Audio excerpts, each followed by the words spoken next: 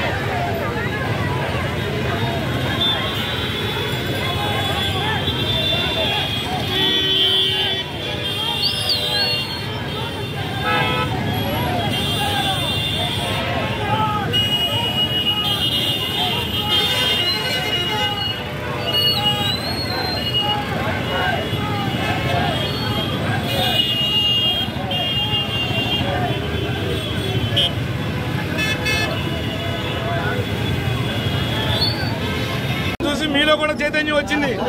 మనం ఎందుకు ఉద్యమించకూడదని, లేదంటే అంతకుముందు మేము ఉద్యమిస్తే కనుక లీడ్ చేసేవాడే.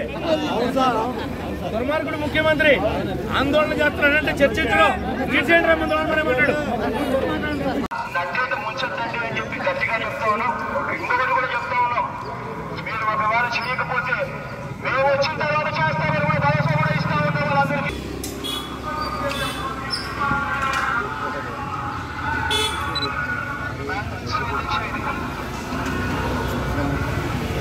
రాష్ట్రంలో అవ్వకూడని వ్యక్తి, రాజ్యాంగ వ్యతిరేక శక్తి, రాజ్యాంగబద్ధమైనటువంటి పదవి వస్తే రాష్ట్రం అధోగతి పాలైపోయింది.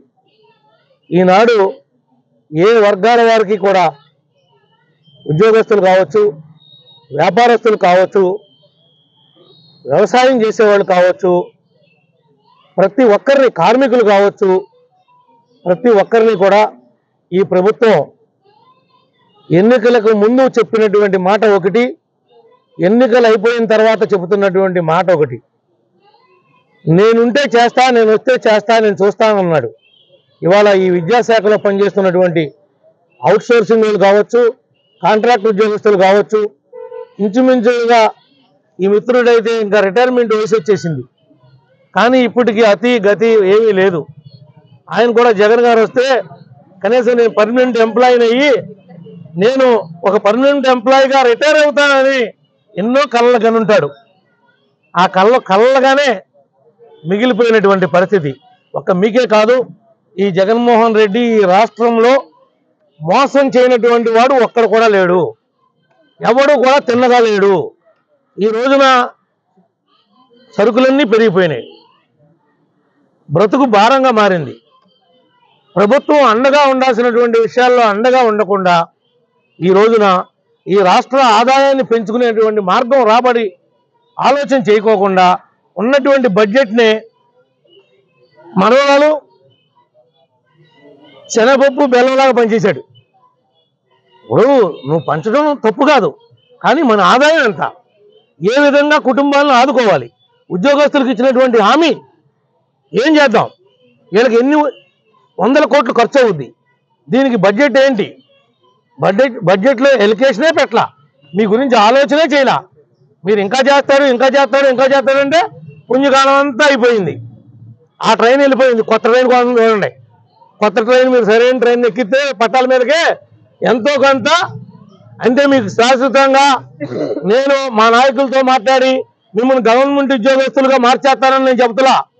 కానీ మీ తరఫున రాబోయేటువంటి ప్రభుత్వంతో మాట్లాడి చర్చలు జరిపి మీ పక్షపాతిగా వాళ్ళకు ఉన్నటువంటి కష్టాలు ఇవి, మనం కూడా మన బిడ్డల్లాగా వాళ్ళ గురించి కూడా ఆలోచన చేయాలని చెప్పి మాత్రమే చెప్పగలుగుతాం మీ గురించి. అంతే తప్ప నేనేదో మార్చేస్తాం. ఎందుకంటే పాలసీ డెసిషన్, నేనేదో జిల్లా పరిషత్ చెట్టు కింద నాకు వచ్చి మైకులు పెట్టారు కదా అని కొట్టాలు జగన్ గారు కొట్టినట్టు కొడితే నన్ను పార్టీ కొడుద్ది.